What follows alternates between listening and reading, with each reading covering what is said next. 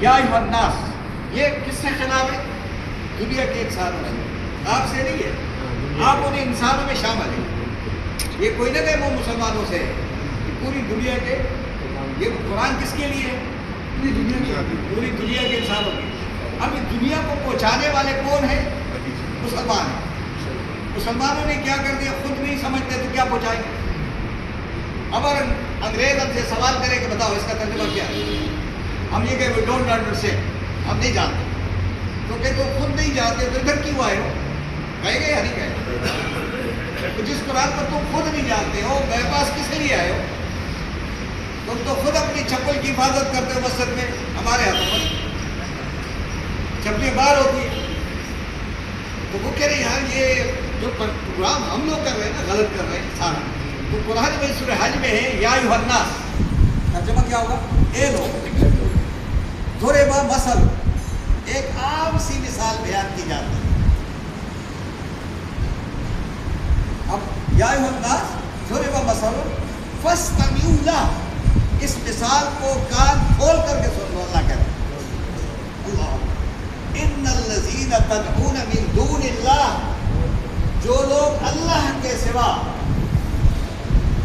من دون اللہ، اللہ کے سوا کسی کو مدد کے لیے پکارتے ہیں، لن یخلقوا ذبابا، جس کو تم پکارتے ہو مدد کے لیے وہ ایک مکھی پیدا نہیں کر سکتے، وہ خواہ فرشتہ ہو، خواہ پیغمبر ہو، خواہ ولی ہو، خواہ غوث ہو، کوئی بھی ہو، یہ ایک مکھی نہیں کر سکتے۔ مکھی پیدا کرنا تو بہت دور کی بات ہے۔ وَإِن يَسْلُبْهُ الذُّبَابُ شَيْئًا، اگر مکھی ان کے پلیٹ سے کوئی ذرا بھی اٹھا کر لے جائے، لَا يَسْتَنْقِذُوهُ مِنْهَا، تو وہ مکھی کے منہ سے ان چیز چھڑانے پر قادر نہیں۔ پیغمبر کھانا کھا رہے، مکھی کو لے جائے تو پیغمبر اس سے کیوں نہیں کر سکتا ہے؟ کیوں؟ کیونکہ مکھی جہاں بیٹھ جاتی ہے تو خوراک جزو بدن بن جاتی ہے، اسے نکال نہیں سکو گے، بیٹھ گئی نا۔ اب اللہ فرماتے ہیں ضعف الطالب، مانگنے والا بھی کمزور ہے، اور جس سے تم مدد مانگ رہے وہ بھی وما قدر اللہ حق قدری، لوگوں نے اللہ کی قدر پہچانی نہیں، جس طرح قدر کرنے کا حق ہے۔ اللہ تبارک و تعالیٰ یہ کیوں کر رہا ہے، کیوں بات کر رہا ہے؟ اس لیے کہ ہمارے اندر مرض ہے، اس مرض کو نکال دیں۔ اب وہ مرض کیا ہے؟ عقیدے کا مرض ہے، عقیدہ کمزور ہے۔ عقیدہ کمزور اس وقت ہوتا ہے جب ہم قرآن سے تعلق کو کمزور کرتے ہیں، تو پھر ہمارا عقیدہ کیا ہو جائے گا؟ پھر حالات بھی ہمارے پروار کرے گا۔ جب اندر سے آدمی کمزور ہو جاتے ہیں تو بیماریاں کیا ہو جاتی ہیں؟ اٹیک کرتی ہے نہیں کرتی؟ تو جب قرآن دل سے نکلتا ہے تو بہت ساری کتابیں آپ کے اوپر کیا کریں گی؟ بہت سارے لوگ آپ کو وہ اٹیک کریں گے تو کہیں گے یار آسان، ان کو پکڑنا آسان ہے، لیکن جب قرآن دل میں داخل ہو گیا آپ کو پکڑنا شیطان کے بس کی بات نہیں ہے بھائی۔ اب آپ دیکھیں مثل الذین اتخذوا، مثال ان لوگوں کی جنہوں نے اللہ کے سوا اوروں کو اپنے لیے ولی مددگار پکڑ لیے، ان کی مثال کیا ہے؟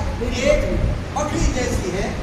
مکڑی طرح طرح کے گھر بناتی ہے، اور سب سے کمزور ترین گھر کس کے گھر ہوتے ہیں؟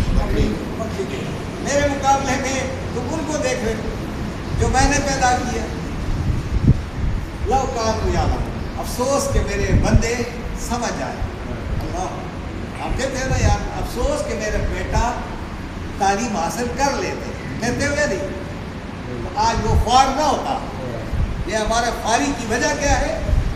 ہم قرآن سے دور ہیں۔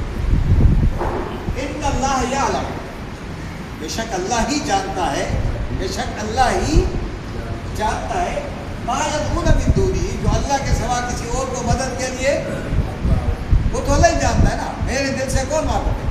اللہ ہی معلوم ہے، میں نے کس کو پکارا ہے؟ اللہ ہی جانتا ہے۔ من شیء، کسی بھی چیز کو، کسی بھی آدمی کو، کسی بھی درخت کو، کسی بھی پتھر کو اگر یہ پکارتے ہیں تو اللہ جانتا ہے۔ اللہ کو کیا ہے؟ اس بات پر عزیز ہے، زبردست ہے، اس کے کنٹرول میں ہر چیز، اس کے کنٹرول میں۔ وہ کل کہے گا کہ میں نے کب کہا تھا ان کو کہ مجھے پکارو؟ ہاں، शैतान कहेगा मुझे, मैंने कब कहा था इनको कि मुझे पुकारो। वो इन्होंने मेरे साथ वाबस्ती की, आपसे वाबस्ता नहीं की। अल हकीम, और वो सबसे ज़्यादा है राजदार है, हिकमत है, जानता है सब। अल्लाह फरमाते हैं वतिलकल अमसाल नदरिबुहा लिन्नास, यही मिसालें हम लोगों के सामने इसलिए बयान करते हैं ताकि लोगों को क्या जाए, अकल आ जाए।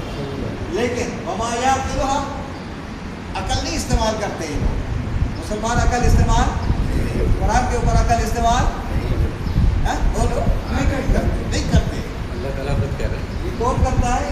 जो कुरान का इल्म रखते हो, जो कुरान के तालिब इल्म बनेंगे वही अकल इस्तेमाल करेंगे। हम कुरान के तालिब इल्म बनना ही नहीं चाहते, तो इल्म कैसे आएगा? अल्लाह ताला मुझे आपको समझने, अमल करने की तौफीक अता फरमा दे।